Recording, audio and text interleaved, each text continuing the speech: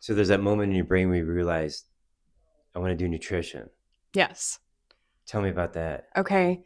The day that I realized that I could potentially be losing my eyesight. Oh Yeah. my gosh. Yeah. What happened? So I remember waking up one day and my eyesight was gone. It was completely gone in my left eye. Like it was just, and by gone, maybe not just pitch black, but more so like it was weird, like a smudge, like a thumbprint on a window. I had no vision. I couldn't see color. I thought I was having a stroke. I was terrified. And I went to an ophthalmologist. They basically said I had optic neuritis. Cool, that's a name, you know. And they basically wanted to offer me steroids injections, and that was it. That was the end of that. Um, I go back. I never did do the steroid injections, but they wanted me to do an MRI to see if I had lesions on my optic nerves. I did. Then they tried to tell me that I had MS. They were like, okay, lesions on the optic nerve, MS, makes sense. And I just wasn't okay with that. I wasn't okay with that answer. And I didn't want to live my life that way. So So then what happened? so then I sought out nutrition. I sought out muscle testing because I knew there had to be a different route than a lifetime full of medicine and being in a wheelchair and being like physically limited. How'd you know about muscle testing? Well, I looked it up online. So I basically Googled holistic nutrition. Like Right. I Oh, wanted, yeah. So I wanted to learn like what can I do to be my own advocate to defeat this. I didn't want that label of MS. I didn't want a lifetime full of pain. So basically going down a rabbit hole on Google, I figured out what muscle testing was. okay. So then what? So then I did start seeing a muscle testing practitioner in 2020. I did have really, really good results, and it was just a ton of regulating my nervous system. I had a lot of hormone issues, had really good results. You know, they taught me a lot about changing my diet, getting that all regulated. I didn't know that I couldn't have gluten. Makes total sense now. And then eventually I worked here and started seeing a practitioner here. And that's when we really started to dive really deep into the Lyme. Like I didn't even know I had Lyme, and I was not shocked, I guess, because I've always been outdoors. I'm always running around in the woods, camping, doing things like that. But for me, it was really getting into the deep cellular detox, using Cellcore's products, binders, cleaning my lymph, that kind of stuff, supporting my nervous system, B1. And that's when I noticed that this was working. Yeah. Nice. Mm-hmm. That's cool. Thank you. Yeah, there's times It's when cool. yeah, there's times when we're working together and you're like, I can't see, Oh or the yeah. words are mixed up or something. Oh yeah. So we have to like find the next supplement to help you out. Yeah, it So, was crazy. so now how much better is your vision and nervous system now My compared to nervous then? system, it impresses me every day. I used to be very sympathetic dominant. I was always shaking and nervous and very, I mean, I'm still high energy, but that's just me. But it was like uncontrollable anxiety.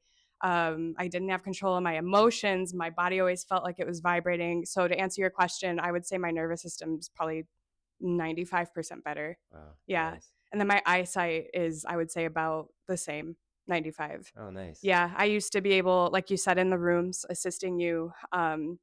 It was crazy one day, and I told you this, where I was looking at a white wall, and that white wall was shimmering. It looked like TV static, and Oh, it scared me. But that was a very good precursor to what was going on inside. wow. Yeah. Okay. Hmm. So now you do pet health coaching. Yes. What? What is that? I was so happy, and I could not tell you the excitement that I had when Joy had reached out to me and asked if I wanted to do pets. So, my goal was to be a practitioner here, but what I didn't know that the future held for me was that I'd be doing it for animals. She had reached out, I had just finished school, and she had said, Crystal, how would you like to do pets? There's another class you can take, there's more training. I was so excited, and it's been extremely rewarding. She had the idea because I'm always with animals. I'm volunteering. I'm always getting beat up by animals, scratched, but I love them. And now to heal them is like the best thing I could be doing. Yeah, that's cool. Yeah. So you took classes through where?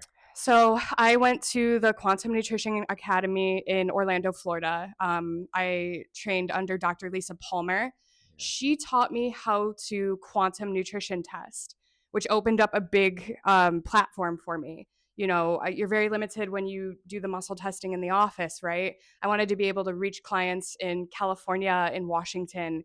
So she really helped me understand how to do that. Right. Yeah. So we just have to clarify the difference between what you do versus the veterinary license. So I am a pet health coach. I do nutrition response testing via quantum testing, which basically means I'm looking for weakness in your pet's body, whether that be an organ or a system or a gland. And then I'm finding a nutritional way to help correct that, whether that's through diet changes, lifestyle changes, or supplements.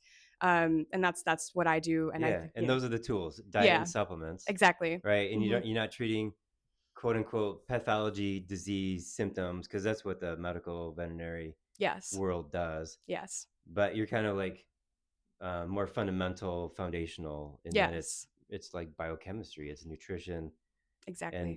having the body repair itself, Yeah. right? Yeah. I mean, if you think about an animal, they're brought into this life, and whether you adopt them or you get them from a puppy mill or wherever you get the animal from, you're thinking, okay, right when they're young, they get vaccinated.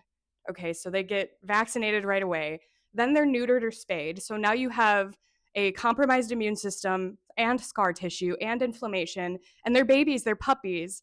One of my kittens, he was 2 months old when this happened. They're hardly developed. Their nervous system's not done being developed, and so there's tons of health problems. And the worst part is this is so overlooked by the veterinarian system. To them this is just such a normal thing, and it blows my mind. It's like these Right. these poor, and then they're giving kibble, which is basically the equivalent to if we were to eat breakfast cereal, fortified breakfast cereal. you know Yeah.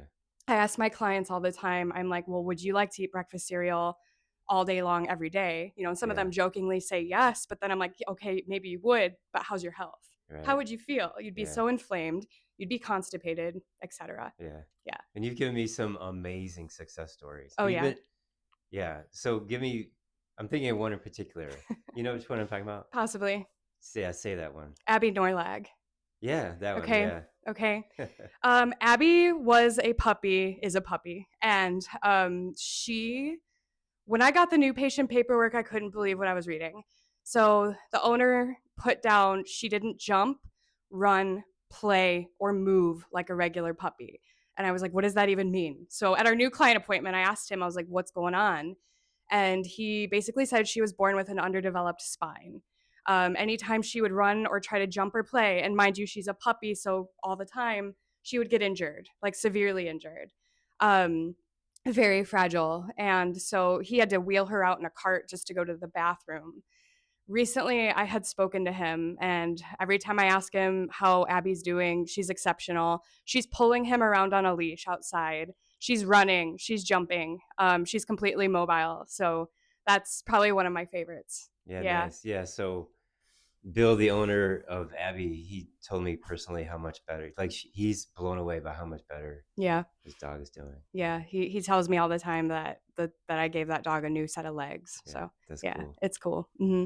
All right. So this is just like a deeper, like, inspirational as to why I wanted to heal pets. The thing is, I have pets. I've had pets my whole life, and they don't have a voice. They don't. They cannot tell you what's wrong. And so it's amazing to me that I, through muscle testing, can kind of ask their body what's going on. So that's why it's an extremely powerful tool. I like to be able to think that I can give them a voice by letting the owner know, hey, this is what I'm finding in your pet, and then we take it from there. We heal the animal from there. Um, I really wanted to understand, root causes as opposed to just band-aiding things. You have a dog that's itchy and there's allergies, and it's crawling out of its skin. It's causing hematomas from itching its ears so much. And I just wanted to be a part of a solution because they deserve so much better than Apoquil or steroids or these really harmful medications that veterinarians give them just to mask what's going on. Um, I think that symptoms are messages, they're not mistakes. That's your body screaming for help. And to just give it something so temporary would be doing the pet an injustice. Um, it's you shouldn't be fighting symptoms. You should be working with your body to fix it. What's your name? Crystal. Crystal Gordy. And what's your title? I am a holistic pet coach and QNT practitioner. So what's QNT? So QNT stands for quantum nutrition testing. That is the form of muscle testing that I use to see my clients virtually. So muscle testing is a biofeedback procedure using fields, testing fields, Correct. Yes. right? So we can talk about this all day and people won't understand it, but it's a matter of like actually seeing it and experiencing it. I have a lot of clients. Some of them are right on board with me. Some of them love the idea of QNT. It really helps because you don't have to bring the pet here, so you don't have to put extra stress onto the pet. Sometimes the pet's old or sick or aggressive. So QNT allows me to give them that biofeedback without stressing the pet out further. Um, and then, sometimes I have clients that the idea of QNT is a little out there. But at the end of the day, it's about the results that they're getting and the progress that their pet's making. Right. And that's really what it matters. Yeah, the simplest way to describe QNT is that it's just a form of analysis Yes, that can be done from a distance, exactly. right? And then Yes, regardless of how cool or weird or whatever people think it is, the bottom line is results. So exactly. as long as the pet's getting better, you Hmm. can ignore the fact that the analysis is done from a distance. Exactly.